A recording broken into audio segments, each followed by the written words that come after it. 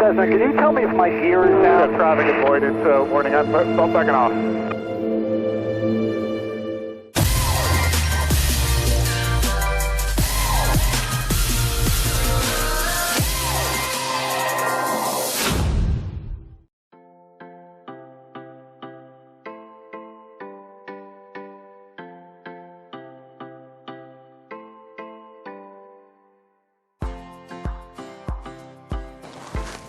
Hey guys, I'm Mike with Pirate Reports.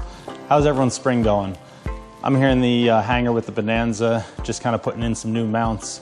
Reason why is we just got back from Ocean City, Maryland, and a lot of the footage I took just really was not working out. The suction mounts would fall off, and of course, as you go up in elevation, the suction mounts don't suck as good. I thought maybe the sticky part or the tacky suction would help or at least keep them up, but really it was a no-go. So I went out, I got these N-Flight Cam GoPro holders. I'm mounting a couple of them in the plane, which I think will give us a better view and a little more usable content and really help this YouTube channel out.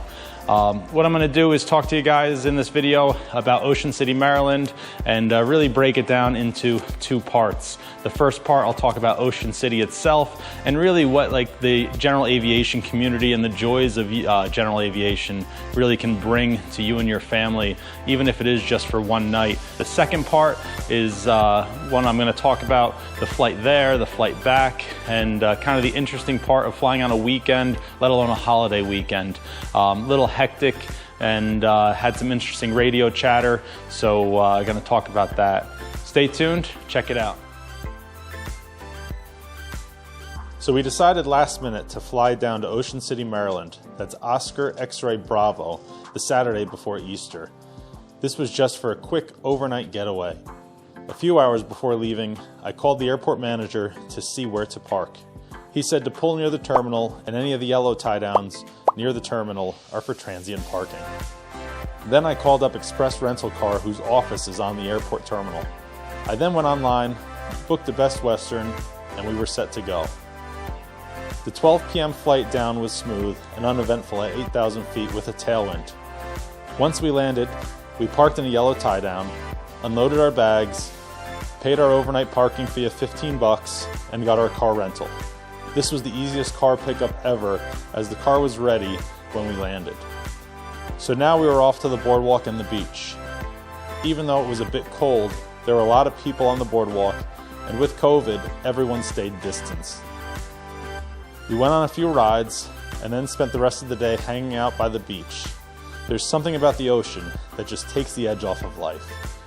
Watching Morgan pick up seashells and listening to the ocean was a much needed stress relief from everyday life. We then washed up at the hotel room, found an all-you-can-eat crab restaurant, and played some mini golf. What's cool is each mini golf place had a specific theme. There were ones that were medieval themed, beach themed, and pirate themed, just to name a few. Morgan chose to do the dinosaur one, which was pretty cool. After that, we packed it in for the night. When we woke up, to our surprise, the Easter Bunny had laid eggs throughout our hotel and hid an Easter basket for Morgan. It's just crazy how these legendary creatures know where you are. After our hotel room egg hunt, we packed our bags, found some breakfast, drove to the airport, and flew back to Sky Manor for Easter with the family. Overall, this trip was just awesome, and if you're looking for a getaway that you can fly to, add Ocean City, Maryland to your list. So the flight down was pretty uneventful. Both ways we had to do a dogleg around Atlantic City's airspace. Being that I don't have ADS-B installed yet, I'm unable to fly over the Class Charlie airspace or within the Philly Mode C Vail.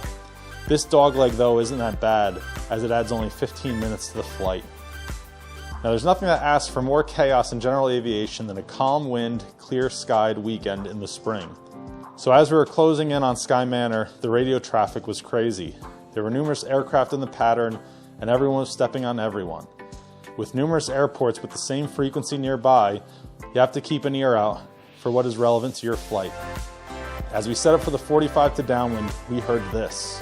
Hey Cessna, can you tell me if my gear is down? Yeah, traffic avoided, so warning, I'm backing off.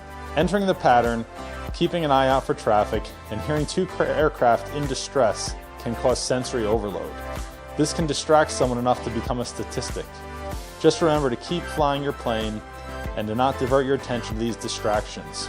Remember, aviate, navigate, communicate. In the pattern is not the time to troubleshoot items that are not pertinent to the safety of your flight. So I hope you guys enjoyed that review and video.